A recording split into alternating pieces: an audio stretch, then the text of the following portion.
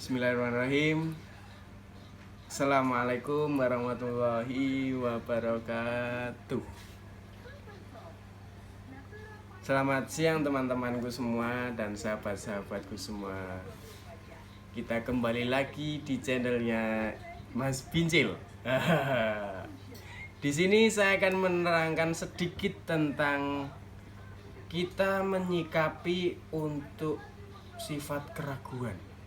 Nah, ini sangat mungkin sudah terpopuler, sudah ada di kalangan para mahasiswa-mahasiswa yang sekarang. Di sini saya akan menjelaskan sedikit tentang sifat yang meragukan dan cara menyikapinya. Pertama-tama kita harus tahu bahwasanya sifat ragu itu tidak boleh. Kita ragu terhadap Allah juga tidak boleh. Kita ragu dengan amal kita juga tidak boleh. Apalagi kita ragu kepada teman kita sendiri. Dan bahkan kita ragu dengan kepercayaan kita sendiri. Karena sesungguhnya sifat ragu adalah sifat yang tidak baik. Bisa dikatakan itu adalah sifatnya para setan. Maka dari situ kita harus menjauhi sedikit.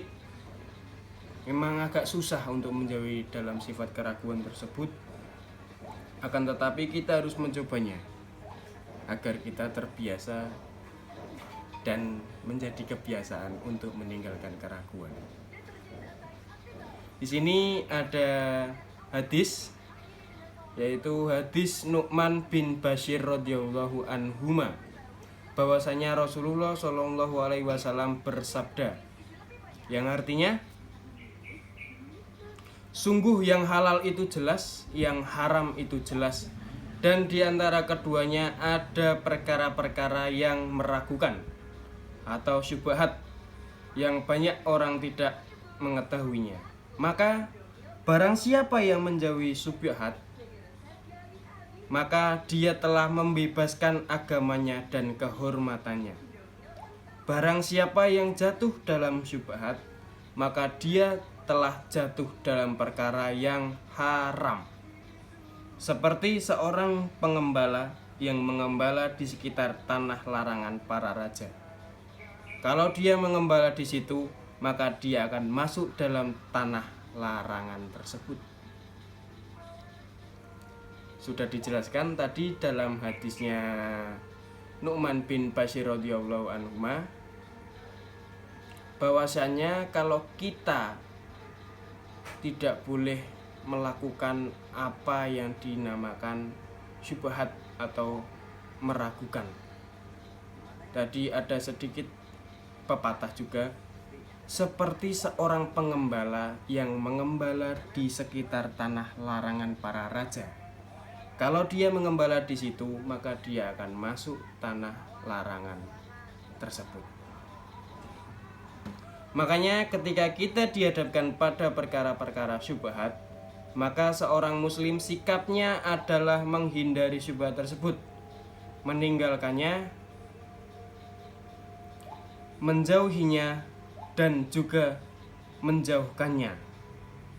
Ingat, menjauhinya dan juga menjauhkannya. Dalam perkara-perkara yang jelas haramnya, kita juga dengan yakin meninggalkannya. Dalam perkara-perkara yang jelas dalam perkara-perkara yang jelas halalnya, kita bisa dengan yakin melakukannya.